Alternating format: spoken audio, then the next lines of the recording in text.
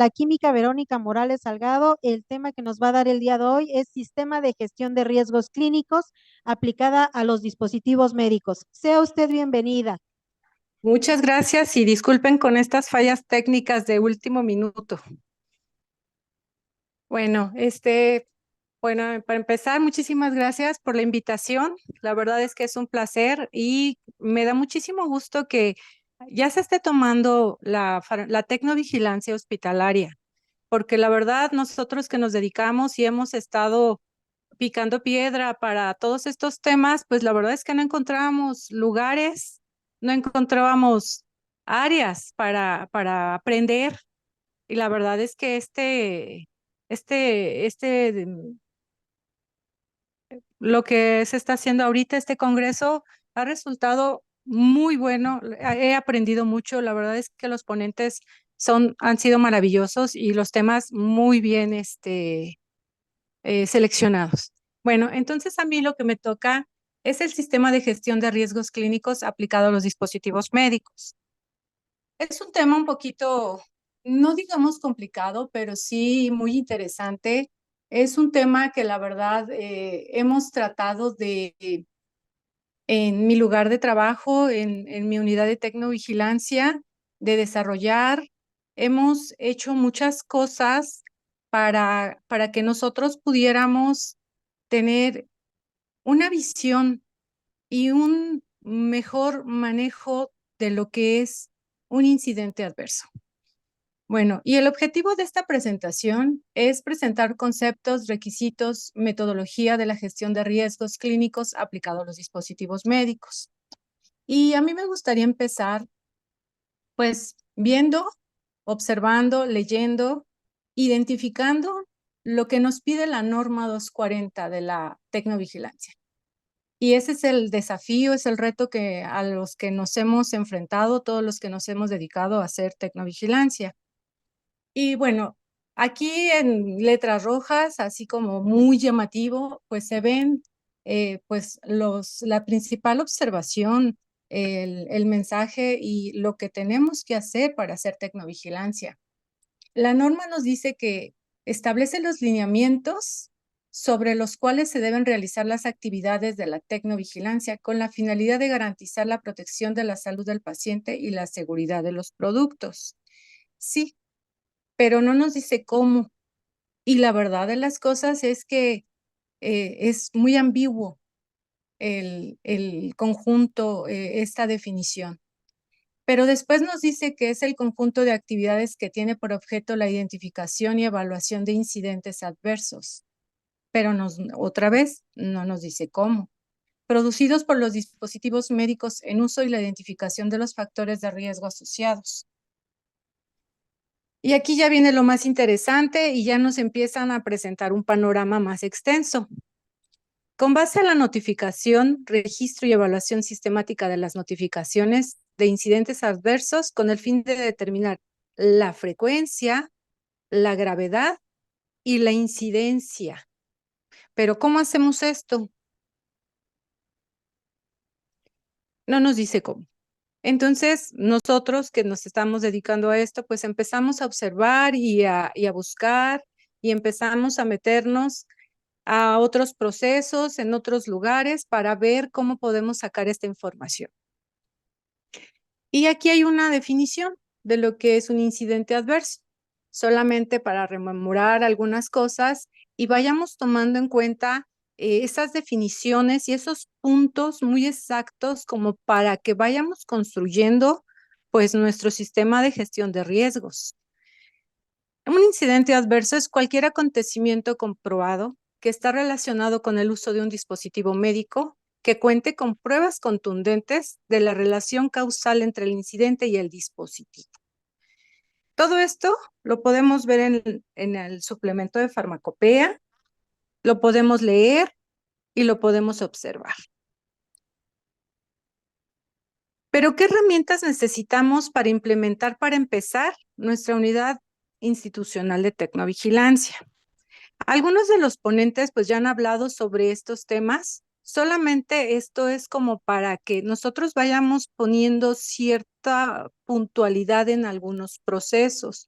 Por ejemplo, necesitamos un manual o procedimientos y procedimientos de tecnovigilancia, un marco legal, una justificación y un alcance y un comité. La gestión. ¿Qué vamos a hacer? Bueno, primero, pues tendríamos que tener una estrategia de captación, identificación y documentación de los incidentes o de los reportes, así como un mecanismo de administración de la información de la unidad y una metodología de análisis calificación. Asimismo, responsables de toda esta información y del manejo de esta gestión. Después, la comunicación. ¿Qué vamos a hacer con toda esta documentación, con toda esta información? Pues el reporte a la autoridad sanitaria, pues el reporte a proveedor y el seguimiento.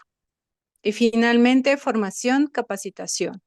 ¿Qué es información, divulgación y aplicación de las prácticas adecuadas y correctas del dispositivo médico, así como actividades de promoción y capacitación? Todo esto, pues se oye muy fácil, pero ¿qué conlleva? Todo lo que es el proceso de un reporte de tecnovigilancia, pues conlleva que tengamos personal multidisciplinario, un químico, un licenciado en farmacia, un ingeniero biomédico solo no puede con todo el proceso porque no somos expertos en todos los dispositivos, en el uso, en el manejo. Nosotros no estamos presentes cuando se puede presentar un incidente. Por lo tanto, pues este proceso es multidisciplinario.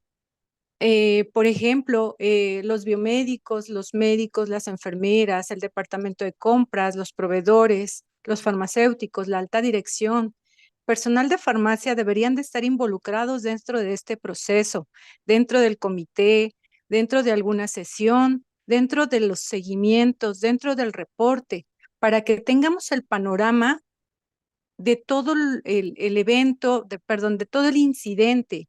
Por lo tanto, pues es un trabajo arduo, es un trabajo de muchísima gente.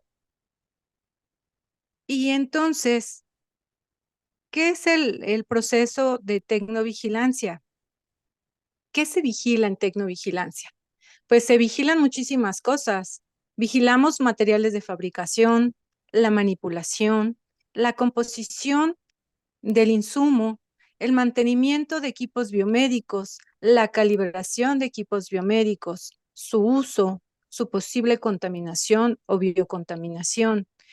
Todos estos puntos, pues, no se deben de perder de vista cuando nosotros tenemos una notificación de algún reporte.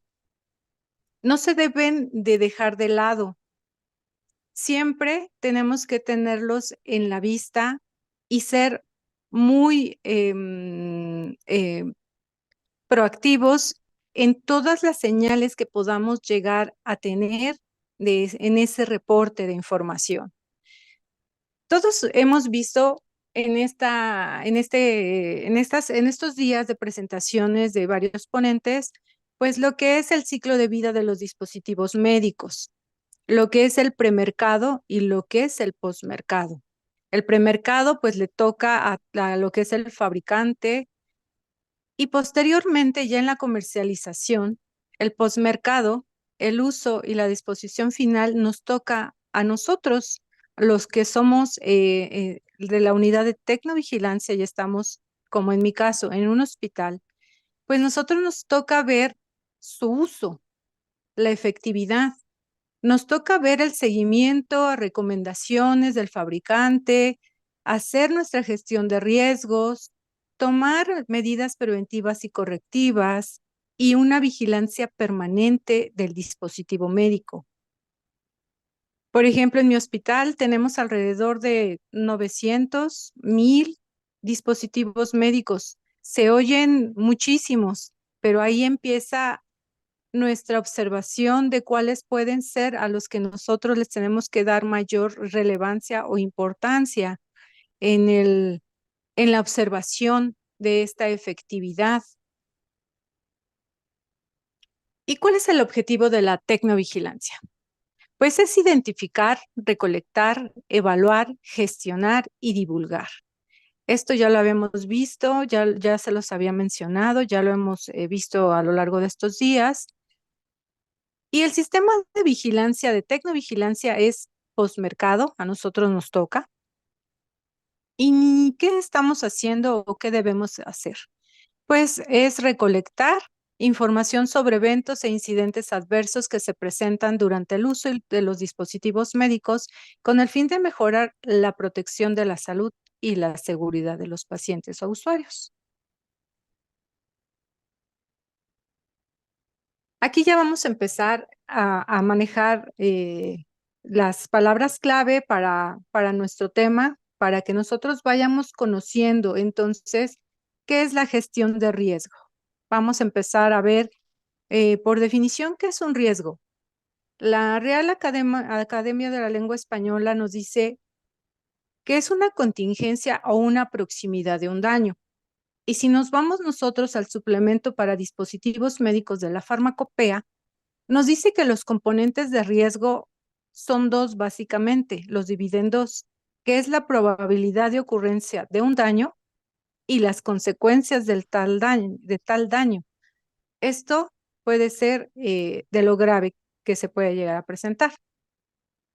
Nosotros tenemos que tener ojos muy de investigador, tenemos que tener esa manera de observar todas las señales y tenemos que empezar a ver qué tipos de riesgos se pueden presentar dentro de nuestro entorno, dentro de nuestro hospital. Por ejemplo, pueden haber riesgos de organización, pueden ser de estructura organizacional, por políticas, culturales, de seguridad, de recursos, por cargas de trabajo, de regulación, políticas y nacionales, etcétera. Del contexto, pues del ambiente de trabajo como niveles de ruido, organización de los insumos, etcétera.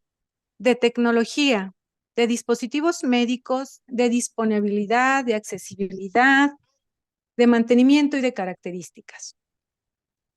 Y profesionales, por ejemplo, del conocimiento del personal y sus habilidades motivacionales, de trabajo en equipo, de comunicación.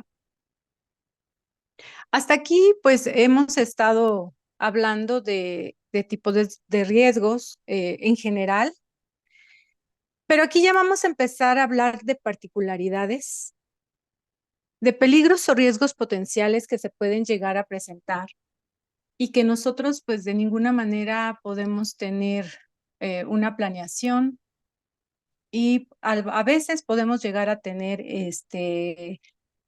procesos, protocolos para tratar de evitarlos, pero finalmente pues se pueden llegar a presentar y la verdad es que nosotros pues ya no tenemos ningún control de estos eventos.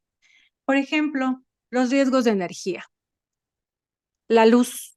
Nosotros, pues, obviamente tenemos plantas de luz, tenemos sistemas de emergencia, sin embargo, pues también estos pueden llegar a fallar. De riesgos biológicos, algún problema con el mal uso, una eventualidad en que se rompe algún contenedor, etcétera. Riesgos ambientales, por ejemplo, de contaminación del agua ahorita, como se está presentando en alguna alcaldía por aquí, por la Ciudad de México, riesgos relacionados con el uso, riesgos funcionales de mantenimiento y obsolescencia. ¿Qué otros factores nos pueden dar lugar a que aparezca un riesgo y que tampoco nosotros lo podríamos llegar a prever? Pues son diversos. Desde el personal implicado en el manejo del mismo insumo, el personal médico, enfermería, el tipo de paciente, el tipo de organización, la viabilidad del riesgo, que puede ser por personal de nuevo ingreso, que no tenga tal vez una capacitación, que desconozca el proceso del área, del manejo del equipo, el personal recién egresado, que también no tiene esa habilidad tal vez del manejo de la presión, capacitación del uso, etcétera. Y el análisis de riesgo-beneficio, del que está implícito en el insumo. Cuando el fabricante hace pues un insumo, él está verificando ciertas propiedades que puede llegar que tiene el insumo médico, pero tal vez puede tener algún defecto por el uso del insumo y este lo tiene que documentar. Cualquier dispositivo médico puede llegar a tener algún detalle mínimo, tal vez algún material, algún riesgo por el uso, manejo, etcétera. Entonces, esto pues debe de estar documentado por si se llegase a presentar alguna falla. Y bueno, hasta aquí hemos hablado un poquito de lo que son factores de riesgo, eh, peligros, etcétera. Y lo que sí quiero ser un poco enfática es que la gestión de riesgos de calidad, cuando el proveedor está, perdón, el productor está haciendo un insumo, es muy diferente a lo que es una gestión de riesgos clínicos. El riesgo de calidad es en la producción, es dentro de la planta, y ya cuando estamos en el hospital, en el medio, en el uso, en el manejo, pues ya tendríamos que pensar en gestión de riesgos clínicos, porque ya lo estamos observando, lo estamos manipulando, lo estamos utilizando ya en pacientes. Es muy parecido, sí, es muy parecido, pero tendríamos el enfoque que le tenemos que dar es exactamente a nuestro entorno de manejo y uso hospitalario. Pero, ¿qué es entonces el sistema de gestión de riesgos después de esta pequeña introducción y todo lo que llevamos visto hasta este punto? Pues es la herramienta clave para detectar riesgos oportunamente y llevar a cabo los procesos necesarios para evitarlos y mitigarlos. La implementación es una estrategia que ayuda a visualizar todas las circunstancias, situaciones e incidencias y acciones internas y externas. Y así como nosotros estamos viendo estas incidencias, tenemos que tener un proceso de observación y documentar el impacto de estas amenazas. ¿Cuál es la metodología de análisis de incidentes adversos? Pues son varias, hay bastantes.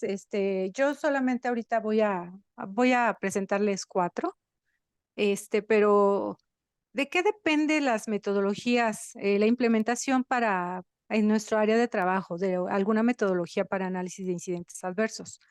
Pues básicamente de que nosotros la implementemos, que tengamos las herramientas, el conocimiento del proceso, que sepamos cómo manejarla y que no se nos dificulte o no se nos alargue pues estos procesos, porque finalmente trabajamos en un hospital que maneja muchísimos insumos médicos, son demasiados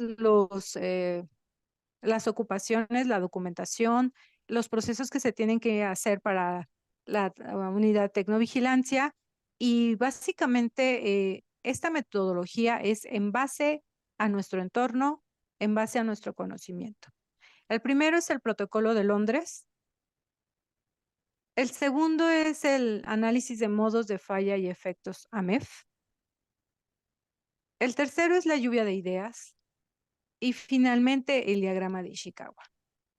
Como les comento, pues hay varios más, pero sin embargo, pues aquí yo solamente presento estos y depende de nuestro entorno, de nuestro manejo de documentación, de nuestro proceso, el que nos acomode. ¿Cuáles son los requisitos generales para implementar la gestión de riesgos? En este caso, yo voy a tomar como ejemplo el AMEF. Pues el análisis de riesgo, modo y efectos es el procedimiento que permite identificar fallas en productos, procesos y sistemas, así como evaluar y clasificar de manera objetiva sus efectos, causas y elementos de identificación, para que de esta forma se eviten la ocurrencia y tener un método documentado de prevención. Aquí en esta parte, pues podemos ver ya una MEF hecho, ya numerado y casi clasificado o calificado para que nosotros podamos distinguir en qué punto vamos a nosotros a tomar decisiones.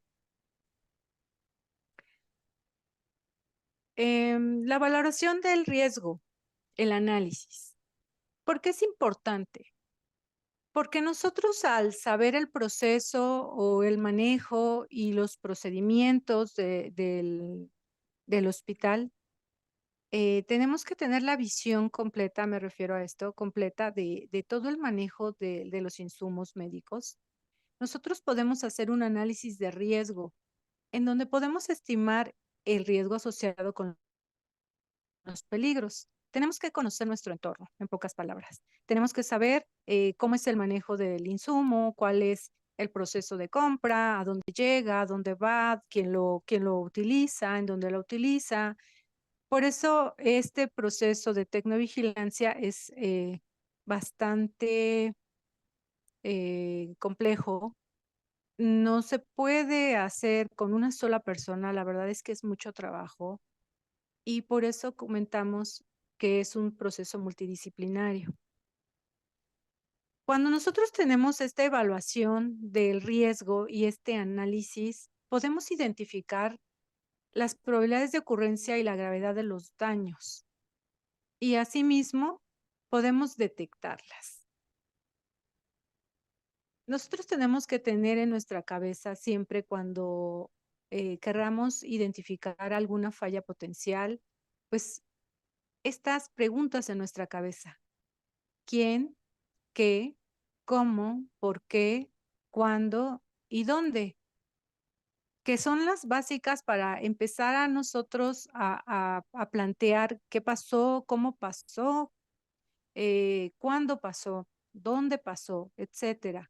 Somos unos investigadores, debemos de tener todas estas herramientas, tener la mente abierta, no desechar ninguna información, por mínima que parezca, porque al final nos dan luz sobre el proceso y todo el desarrollo.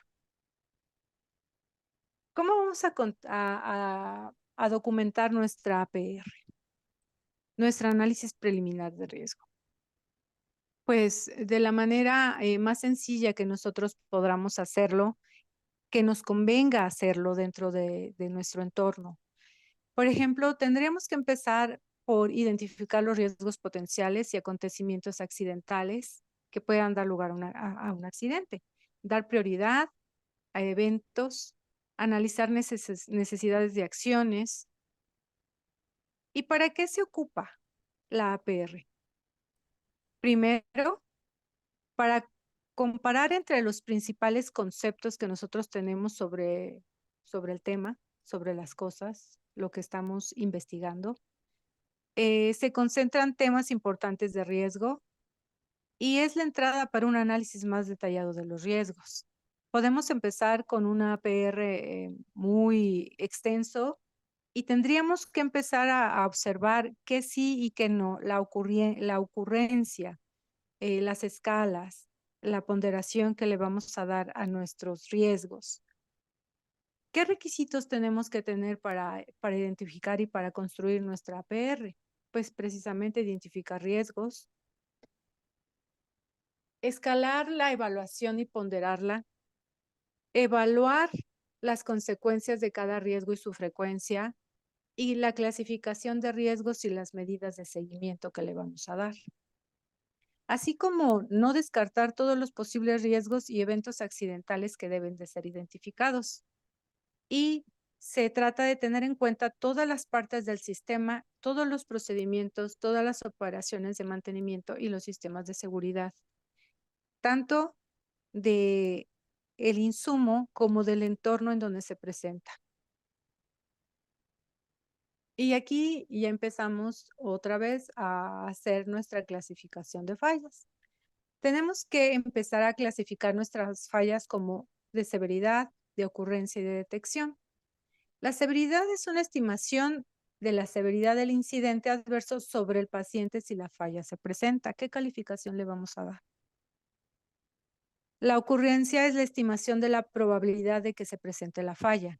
Y la detección es una estimación de la probabilidad de que la falla sea detectada antes de presentar un incidente adverso. Aquí ya vemos cómo nosotros empezamos a clasificar y darles ya un número y una categoría, así como un criterio para que nosotros podamos tener nuestro APR. Como ya habíamos dicho, la severidad del efecto sobre la falla del paciente. Lo hice aquí muy cortito, puse solamente cinco clasificaciones. Las categorías van desde la inocua hasta la severa y en el criterio puede ser la inocua sin daño al paciente y la severa hasta daño permanente, mayor o muerte. Y aquí pues ya son grados de severidad menor a mayor, como nosotros lo queramos ver, de arriba hacia abajo, de abajo hacia arriba. Aquí la ocurrencia de la falla pues también se clasificó en 5. La categoría va desde remota hasta muy alta y el criterio va desde casi nunca ocurre hasta casi siempre ocurre, por ejemplo, diario. La detectabilidad de la falla. Categoría, la 1 desde muy alta a la 5, la muy remota. Aquí el criterio, pues ya nosotros lo vamos a dar, por ejemplo, muy alta. El error será siempre detectado de un 95 a un 100% y una remota, la detección no será posible en ningún punto del sistema. Esta detección va de 0 al 5%. Y visualmente, si nosotros lo pusiéramos en una gráfica, este sería nuestra identificación de riesgo. Región ampliamente aceptable o riesgo bajo, un nivel de aceptabilidad o riesgo medio y una región inaceptable, riesgo alto, que aquí ya está clasificado. ¿En qué momento yo voy a decir que es un riesgo bajo, un riesgo medio y un riesgo alto? Riesgo alto, daño parcial o total generado a partir del uso de dispositivos médicos al paciente causado por más del 69% del dispositivo médico usado en el año. Todos estos criterios nosotros los vamos a poner, nosotros los vamos a construir de acuerdo a nuestro entorno, a nuestras actividades en nuestra operación en el hospital. Y aquí ya está representado el APR con todas las características que antes vimos completo.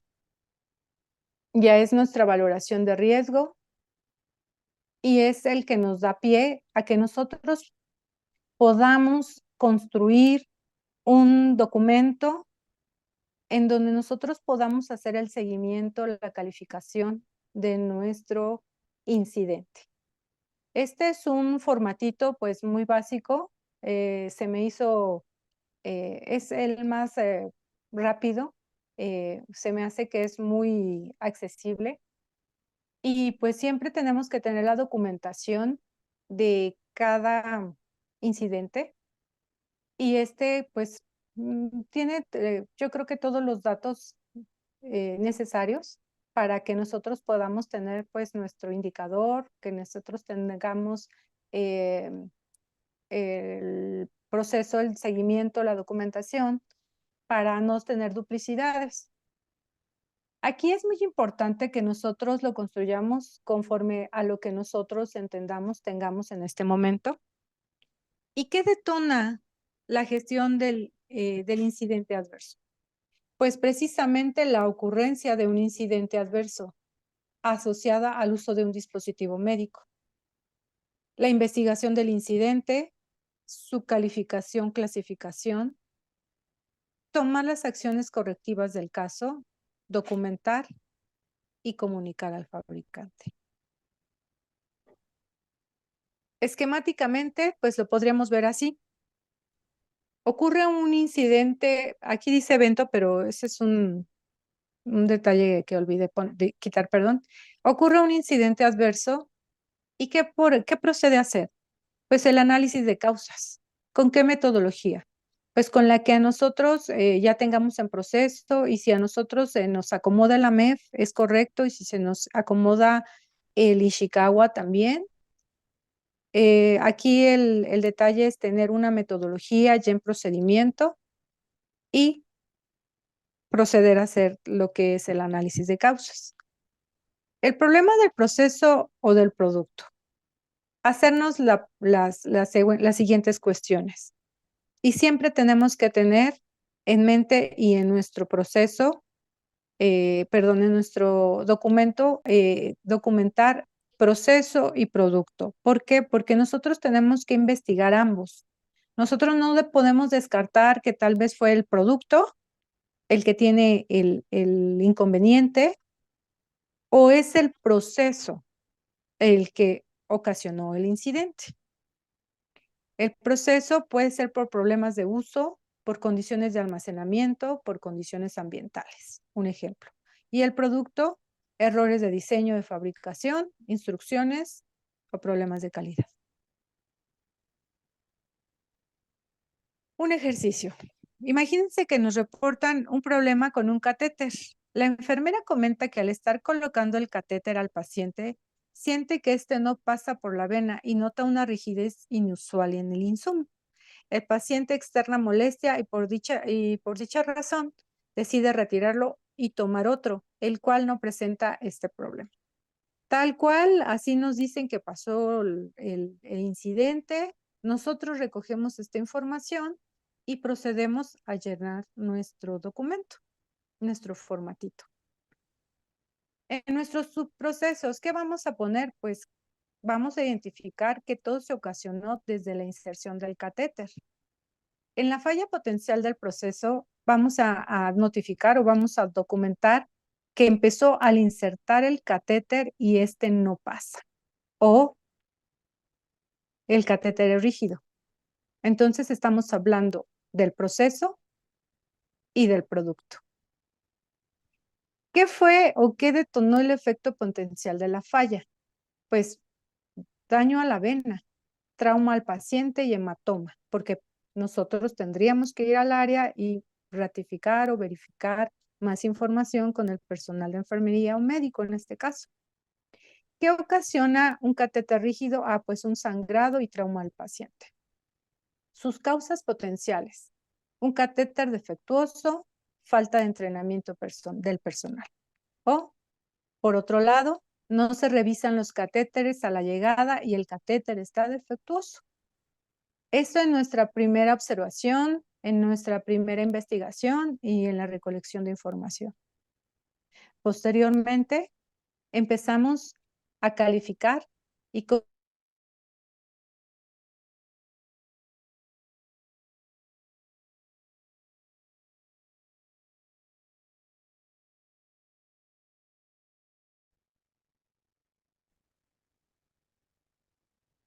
déjenme, me regreso para que vean estos números. Ahí olvidé poner la tablita. Puede ser una ocurrencia moderada porque ya tenemos una descripción del proceso en el que puede haber caído y lo vamos a identificar por alguno de estos descripciones de la ocurrencia, de la severidad y la detectabilidad.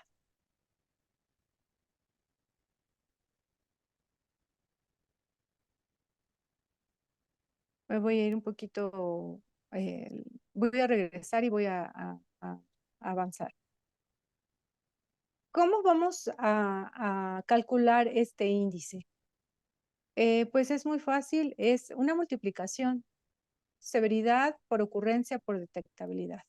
Indica la probabilidad de que una falla puede ser causada por un evento adverso y se abordarán las fallas con el RPN, que es el índice de criticidad. Este índice de criticidad también nosotros lo documentamos y nosotros detectamos y decimos cuál es nuestro índice de criticidad. Perdón, aquí me faltó una tablita para que se viera más claro. Este es nuestro índice de criticidad, el amarillito. Es un riesgo medio, un impacto significante en la calidad, funcionalidad, usos de dispositivos médicos debido al no seguimiento del proceso, etc. Nosotros vamos a ir colocando el número que le corresponde de acuerdo a las características de nuestra investigación, del llenado de cada uno, y vamos a ir descartando. Aquí ya tenemos el RPN, que es el avance el índice de criticidad. Es 60. Aquí es 9. Si multiplicamos 3 por 3, 9 por 1, pues son 9. Y aquí, cuando tengamos esta información, vamos a empezar a delimitar identificación, o vamos a identificar acciones correctivas. Aquí el índice fue el alto. Este fue básicamente nuestro resultado de la investigación de acuerdo a nuestro índice de criticidad. Nosotros aquí ya podemos poner acciones recomendadas y el responsable de estas acciones para que no se vuelva a presentar el evento.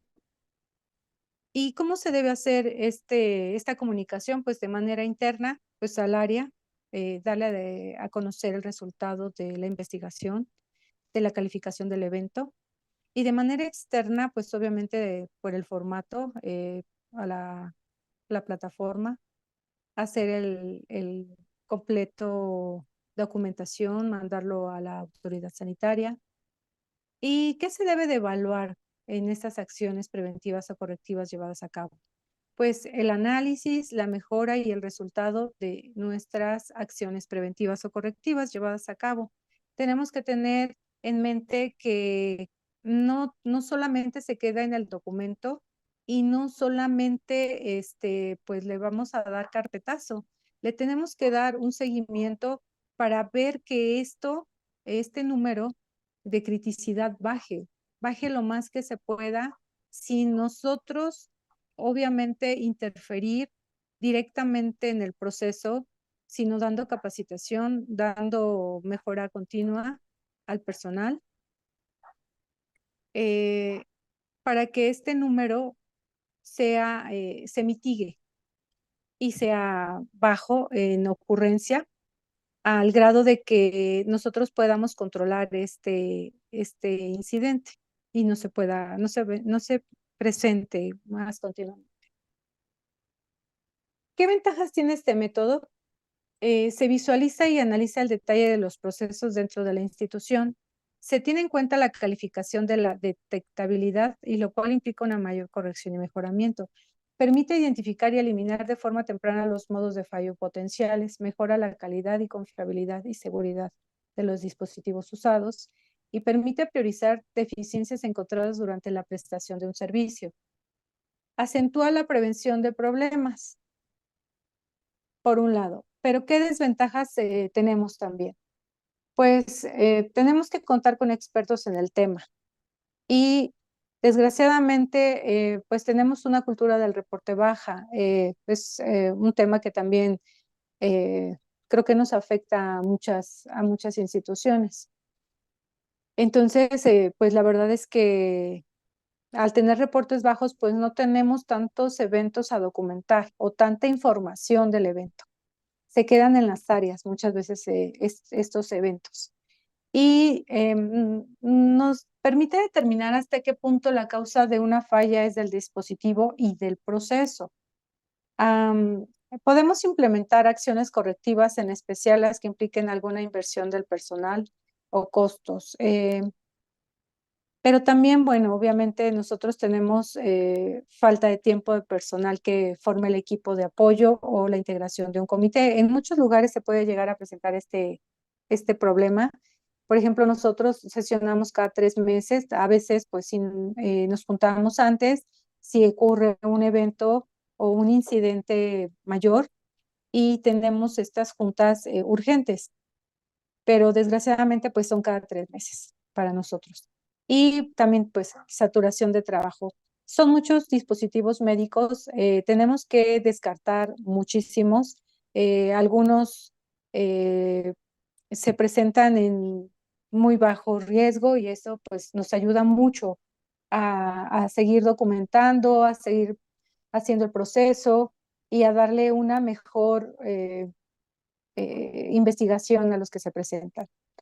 Y también en algunos lugares, pues la falta de compromiso de la alta dirección, porque pues desgraciadamente también el personal profesional de la salud comenta que pues es algo que ya saben que se puede presentar y que no necesita un reporte, no necesita un seguimiento y ahí se pierde la información. Por mi parte, pues es todo. Es un tema un poco complicado en el sentido de que aquí exponiendo, pues,